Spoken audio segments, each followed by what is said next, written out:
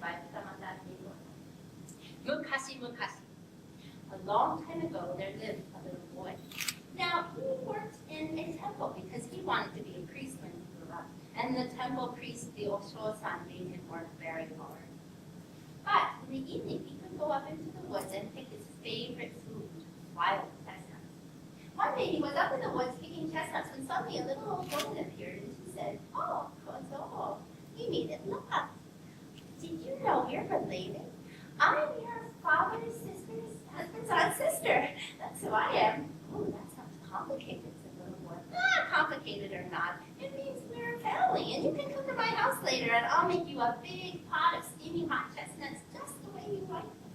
"Oh, that sounds good," said the little boy. "But I better go ask the Osho-san permission first." So he went back to the temple and told the Osho-san what had happened.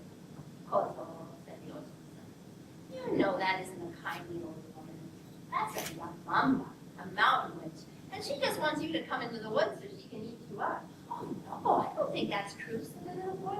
"She knows my father, and she knows my favorite food is chestnuts. Oh, please, please, please, let me go." He begged and pleaded, and finally the Osho-san agreed. "But only if you take with you these 3 magic charms." And he gave the little boy 3 pieces of paper. "Use these if you get in any kind of trouble." So the little boy thanked the Osho-san, and he went into the woods, and sure enough, the little old woman's house was there, and she had made a big steaming pot of chestnuts just the way he liked them, and he ate, and he ate, and he ate until he was so full and sleepy. "Oh, Kozo, are you tired? Let me make a bed for you, and you can take a little nap before you go back to the temple." So that's what he did. But in the middle of the night, he woke to the sound of the rain on the roof. And the rain seemed to be speaking to him.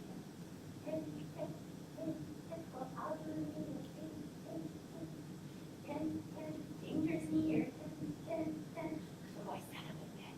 Danger's near. What could the rain mean by that? I better go find that little old woman.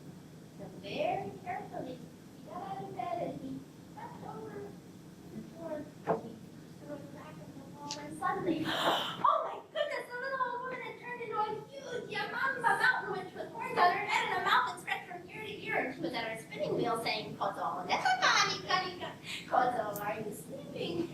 Oh, he was so frightened that he got up as quietly as he could and tried to sneak away. But the floor creaked, and out came the Yamamba. "Where do you think you're going?" "Oh, I just have to go to the bathroom." "Nah, you're not going to get away from me like that," she said, and she tied a rope around his waist. "You pull on that when you're ready." So she sent him out to the outhouse. But when the little boy got there, he tied the rope to the pillar, and he put one of his magic charms on the pillar, and he prayed, "Oh, magic charm, please pretend to be me so I can run away." And he ran away. As you can imagine, pretty soon the Yamamba got tired of waiting, and she started to pull on the rope. "Kozo, aren't you done yet?" "Manda, I'm not done yet," said the magic charm, but it sounded just like the little boy. She waited a little while longer. "Kozo, aren't you done yet?" "Manda, I'm not done yet," in the voice of the magic charm. Finally, she yanked so hard, "Kozo, aren't you done yet?" that she pulled the pillar right out of the ground and it hit her in the head. "Oh, he panicked. He's not going to get away from me," she said, and started to run. Well, Yamamba can run like the wind, and soon she caught up with the little boy. He grabbed one of his magic charms and said, "Magic charm, please be a river." "Go there between them, spread a huge river." "The little water's not going to stop me," said the Yamamba, and she started to swim across. Down. Magic charm, he grabbed his last magic charm. Up the mountain of sand." "Damn, there between them, spread a mountain of sand." "The little sand's not going to stop me," said the Yamamba. She started to climb up, but every 2 steps she slid back 1, and so the little boy had time to run back to the temple. Kozo-san, he knocked on the door. Kozo-san, wake up! It's the Yamamba." "Didn't I tell you it was going to be a Yamamba?" "Oh, there's no time for that. Just open the door." "Oh, I have to put my underwear on first." No, please, I can see her coming." "I have to put on my kimono." No, please help me." Finally, he opened the door and hid the boy in a closet just in time, too, because right behind him came the Yamamba. "Oh, Osho-san, don't try to hide that little boy on me. I saw him go in this direction." "Little boy?" said the Osho-san. "I don't know about little boys, but I do know about almost rice cakes. I have some on the fire." "That sounds good." The Yamamba was hungry by now, so she sat down and started eating. "These are delicious." Yamambas and Ryosho-san. Is it true that you Yamambas can transform into anything at all? Ah! You name it and I'll transform into it. Well, I can't believe you can be anything bigger than you already are. Ah, sure, just watch this. She took her long fingernail and started to hit the side of the Hibaki and she said, takazuku, takazuku, takazuku, takazuku, takazuku, here. Turned into a giant Onyudo with bulging eyes. That is impressive, said Ryosho-san. But I can't believe you can be anything smaller than you already are. Of course I can. You name it and I'll transform into it. Like a bean, for instance. Oh, watch this. She took her long fingernail again, and this time she said, she turned into a bean, and just as quickly, Ryosho-san grabbed a pair of chopsticks and beat her up. And that is the end.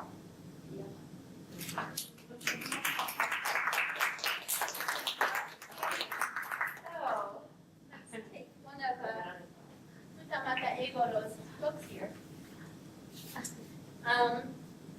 So this is called Shichido Itsu.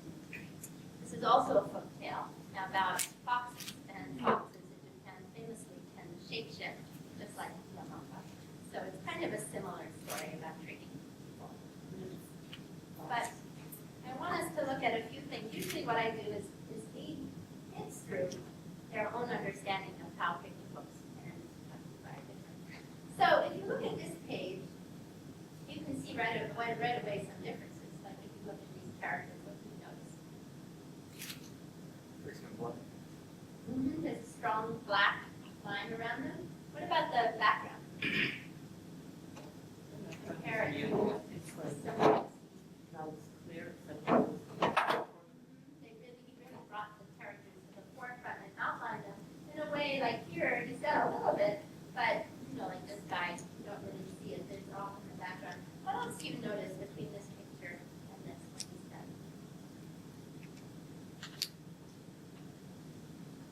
Are there any little birds, flowers, and butterflies?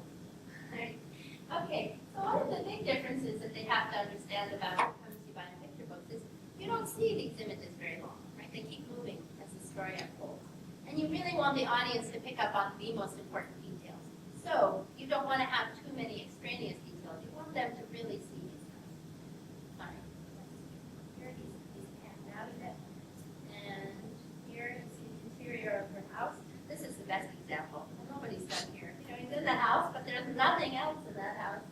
So if you find a similar picture book example, okay, here's an interior of the house. There's lots of details.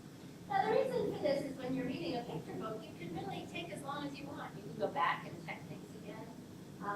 You're in charge of how you're experiencing this one. But when Kamishibai, the storyteller is in charge, and it's really like a movie. There's usually no moving back, right? So you really have to zone in on the important details. And here, the only important thing to know is the rain's falling and the little boy's getting nervous because of what's going on. Okay. The other thing, of course, is there's no gutter in Kamishibai. If you're making picture books with kids, you have to remind them there's going to be a gutter. So your important information has to be around that. You have to find a place for text. So Kamishibai, there's no text, and there's no gutter. So the most gutter is when the picture book is the center. There's always going to be stuff that gets lost in the gutter when you do the folding. So if you're a picture book illustrator, you always have to remember the gutter, or you lose important stuff, right? So with this, you want the most important stuff right in the center, which is what you would avoid with a picture book. Okay. Now this is another huge issue with Kamishibai that everyone has trouble with when they first make their own Kamishibai. And that is usually, with your typical standard Japanese stage, there's only one opening, and you're pulling it out, right? So you have to make sure the movement is going in the right direction. Now, if this artist screwed up, and I am often screwed up, and made it this way, what does it look like? She's backing out. It's like a movie in reverse, right? So this is just hugely important. I'll show you an example of a student's work where he tried so many times getting the direction wrong. Because it's counterintuitive. It's, if you read Japanese books, and you can see from this one, it opens the opposite to our Western books. And you read in the opposite direction. You read up and down and this way. So Kamishibai is actually working in an Japanese, like intuitive direction. But for American students, it takes some time for them to realize, the direction is this direction. So directionality is really important. Let's see if there's anything else. Well, so you can see that this whole chase scene, you had to get her swimming in the right direction and chasing in the right direction and then running. Now all of these are in the proper direction. Okay, so those are some of the important things that differentiate it from a picture book. What's in the back of this? Oh, I'm sorry. So, when you buy Kamishibai, the published Kamishibai, you get an image. Oh, and that's the other thing. If you want your kids to write their Kamishibais down, which I don't do, I have them developed orally. As a very last step, I might have them write it down. But you're seeing this image, but you would be reading this image. So you can't just put what they're going to read on the back of the same image that they're looking.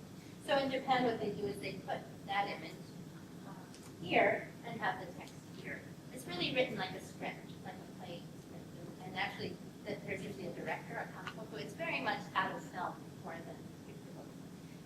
And then these are the cards you can get through that website, Kamishibai for Kids, because it's translated it together. Useful. If you want to use this here. But since these are folk tales, I feel like I have some freedom to add with as I go along.